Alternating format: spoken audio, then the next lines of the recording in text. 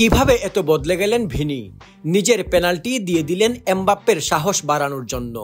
যে ভিনি কিছুদিন আগেও শুধু ঝগড়া করতেন মাঠে, সে ভিনি চমকে দিলেন পুরো বিশ্বকে। আসলে Vini is the perfect teammate. অনেকেই হয়তো জানেন ভিনি এই সিজনে রিয়াল মাদ্রিদের প্রথম পেনাল্টি টেকার। কার্লো আনচেলত্তি তাকে এই দায়িত্ব দিয়েছেন, আর এমবাপ্পেকে দিয়েছেন ফ্রি কিক ডিপার্টমেন্ট। তাই পেনাল্টি পেলে ভিনিসিয়াসের কিক নেওয়াটাই উচিত। আগের ম্যাচে নিয়েও ছিলেন, স্কোর করেছেন। এটা এ কারণে বললাম যে অনেকে মনে করবেন পেনাল্টিতে গোল দিতে পারবে না, তাই নিজেই এমবাপ্পেকে দিয়ে দিয়েছে।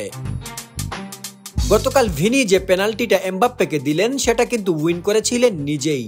মেইন পেনাল্টি টেকার হিসেবে চাইলে পেনাল্টি নিয়ে স্কোরশিটে নিজের নাম লিখতে পারতেন, কিন্তু তিনি সেটা করলেন না। নিঃস্বার্থভাবেই কনফিডেন্স বুস্ট করার জন্য পেনাল্টি দিয়ে দেন এমবাপ্পেকে, কারণ তার কনফিডেন্স ফিরে পাওয়া দলের জন্য প্রয়োজন ছিল। ভাবা যায় একটা টিমে যদি Vini Mbappe top notch perform করতে থাকে তাহলে সেই টিমকে ঠেকাবে কে? বিশ্বসেরা প্লেয়ার যখন জুটি বাঁধে তখন আপনাকে যে কোনো অবস্থান থেকেই দর্শক হওয়া ছাড়া উপায় নেই। তবে সবে তো শুরু। এই জুটির পারফরম্যান্স ইউরোপে ঝড় তুলবে, সাথে রদ্রিগো আছে। এমবাপ্পেরা ফিরে আসতে সময় লাগে না। বিগ ম্যাচে দলের প্রয়োজনে তো এরা সবসময় হাজির, দলকে শিরোপা জেতানোর জন্য। তবে ভিনিসিয়াস জুনিয়র যে আজকেই প্রথম এমন করলেন, ব্যাপারটা কিন্তু এমন না। সেদিন ব্রাজিলের হয়ে প্রথম হ্যাটট্রিক করার চান্স পেয়েও ভিনিসিয়াস বল তুলে দিয়েছিলেন পাকুয়েতার হাতে, কারণ ওই ম্যাচে পাকুয়েতা পেনাল্টি মিস করে আপসেট ছিল।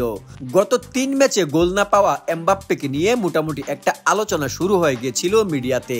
এই মুহূর্তে এমবাপ্পের একটা রাজকীয় ম্যাচ দরকার ছিল। ভিনিসিয়াস এমবাপ্পের হাতে পেনাল্টি তুলে দিয়ে এই কাজটাই করলেন।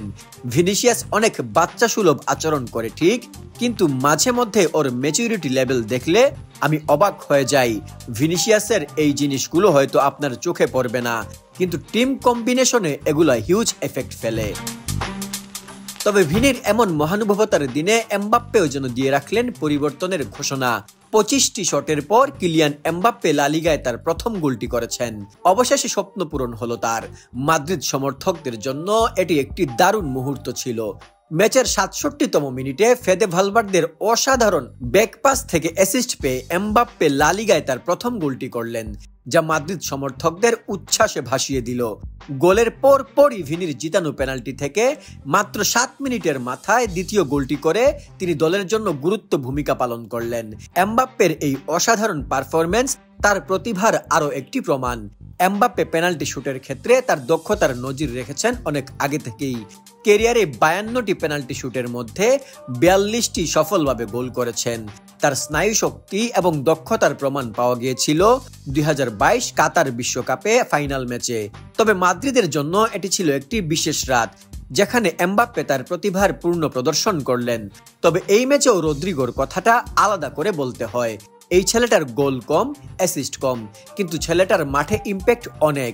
এই 3 জন যদি সফল হয় আর চারিদিক কাঁপিয়ে তুলে, তাহলে এই মৌসুমে রিয়াল সবার উপরেই কড়া শোধ নিবে।